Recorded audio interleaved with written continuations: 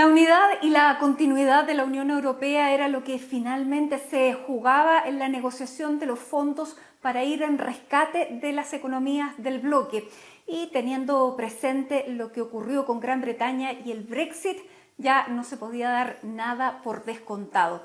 Por eso entonces vamos a conversar de lo que significa esta aprobación de estos fondos, de estos 750.000 millones de euros para la Unión Europea que negociaron precisamente ahí en Bruselas.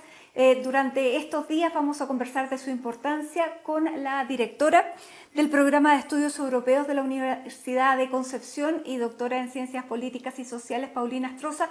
Paulina, muchísimas gracias por este contacto con CNN Chile, por esta conversación, para que podamos dimensionar de qué estamos hablando cuando hablamos de este triunfo en las negociaciones. ¿Cómo estás? Muy bien, mucho gusto y feliz de nuevo estar comentando contigo estos temas europeos.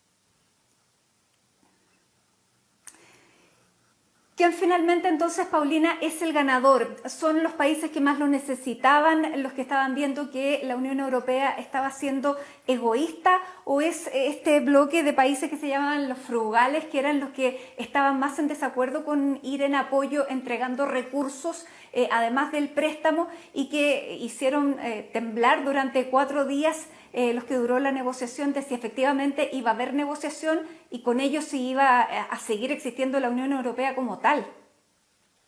Mira, la verdad es que como se trata de una negociación a 27, en el cual se jugaban tanto, tal como tú señalas, en gran parte, incluso el futuro inmediato del propio proceso de integración, la verdad es que como toda negociación hay concesiones, tienen que ceder, y eso lo saben desde el principio los europeos, y tarde o temprano ellos siempre han sabido llegar a acuerdos. Por lo tanto, finalmente a lo que se llega, cada uno de ellos puede llegar después a sus capitales, y así lo han hecho, presentándose como ganadores, como que lograron imponer sus posiciones, pero en definitiva quien gana es toda la Unión Europea, gana además el proceso de integración, porque se han incluso superado ciertas líneas rojas que en la historia de la integración jamás habían pasado, y que esto marca efectivamente un hecho histórico. Por lo tanto, yo creo que de alguna manera todos ganan y todos pueden presentar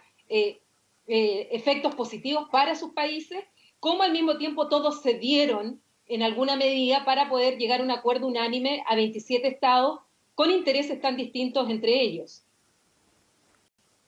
Cuando tú dices que se cruzaron algunas líneas rojas, ¿de qué estamos hablando?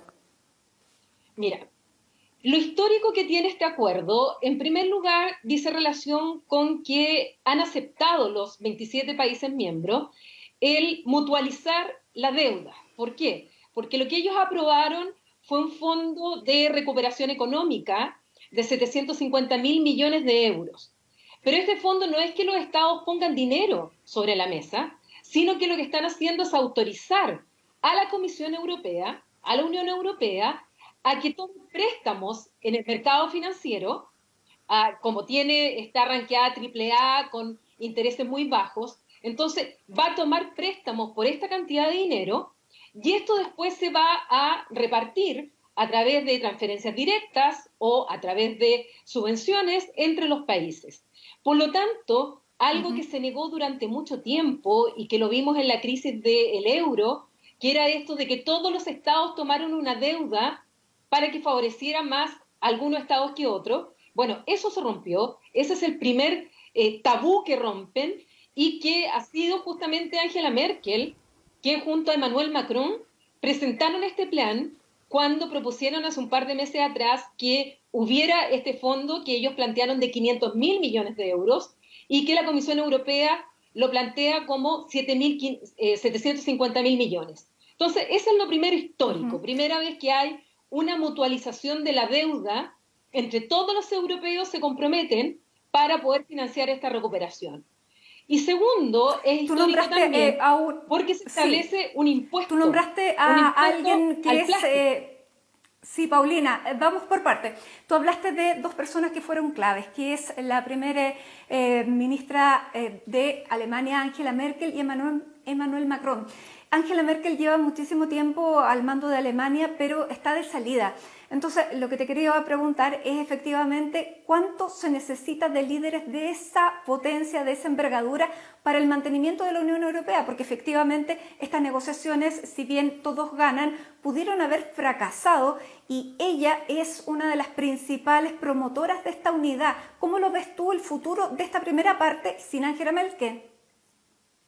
Bueno, esa es una de las grandes preguntas y dudas que tienen los europeos para su futuro inmediato, porque efectivamente se necesitan liderazgos como el de Merkel y además con un cambio de chip de ella misma, porque como tú señalas va a terminar su mandato, ella a pesar de que tiene un 75% de aprobación hoy día en Alemania, gracias a su gestión de la crisis, ella dice que no va por un próximo mandato, por lo tanto ella termina el 2021.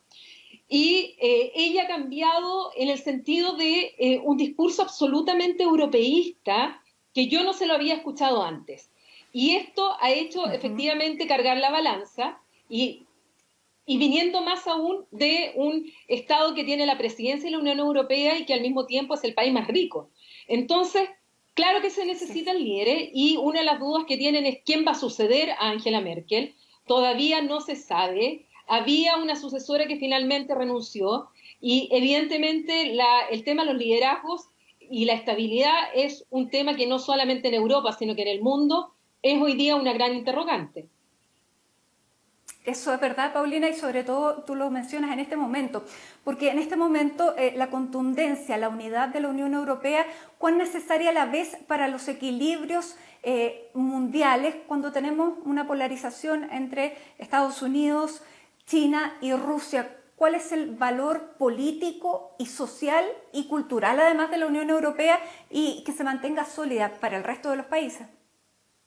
Esto es fundamental y yo creo que por eso además, desde el momento que se sentaron a negociar, sabían que tenían que llegar a un acuerdo.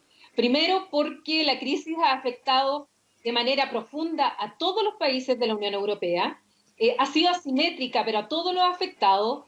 Lo que viene, digamos, las proyecciones económicas son realmente terribles para Europa y si no se unían en esto, no solamente tenían un problema al interior de la Unión Europea, sino como tú señalas, además, o sea, la voz de Europa dentro de un escenario donde claramente vemos una confrontación entre China y Estados Unidos, bueno, sencillamente no habría siquiera voz por parte de Europa. Entonces, a nivel geopolítico, lo que ocurrió ayer y antes de ayer, ha sido muy importante porque le permite a Europa además darse cuenta que tienen que estar unidos y más aún ahora que no cuentan con el Reino Unido, que era uno de los países contribuidores netos al presupuesto y al mismo tiempo una de las principales economías y fuerza militar y naval del bloque. Entonces, la señal también es muy importante desde el punto de vista geopolítico.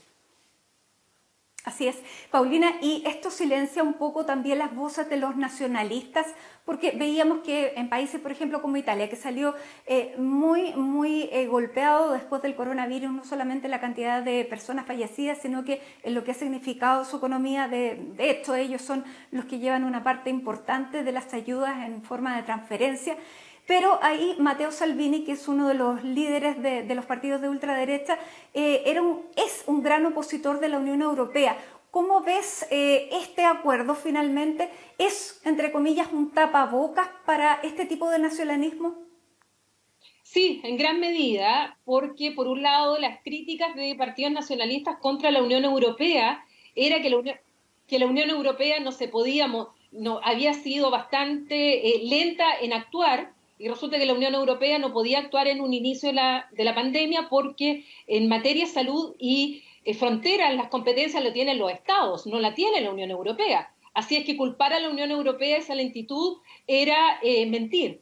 Y en segundo lugar, donde la Unión Europea sí podía actuar, era a través justamente con unidad y a través de estos fondos de recuperación y de resiliencia, como se les llama, y efectivamente Italia será uno de los mayores beneficiarios directos de estos fondos para ayudarlos a una recuperación económica, sobre todo en un país que vive mucho el turismo y que no va a poder en esta etapa estival tener los ingresos que normalmente tiene. Entonces, claro que sí, y varios grupos nacionalistas en Europa están viendo que con estos digamos, con estos acuerdos, su discurso también va cayendo respecto a la integración.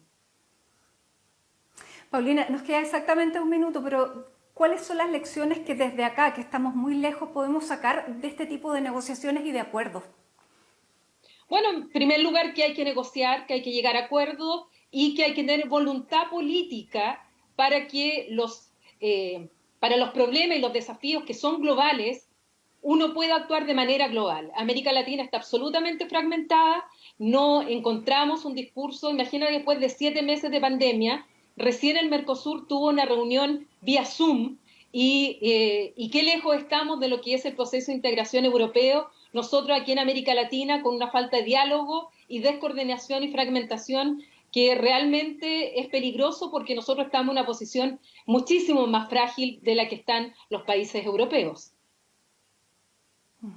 Paulina Astroza, doctora en Ciencia Política y Ciencias Sociales, muchísimas gracias por abordar junto a nosotros esta realidad europea, también las lecciones que podemos sacar y seguramente vamos a seguir conversando porque dentro de este marco geopolítico, Paulina, sin duda que Europa va a tener dentro de los próximos meses un rol central. Muchísimas gracias. No, gracias a ti, cuando gustes, Matilde.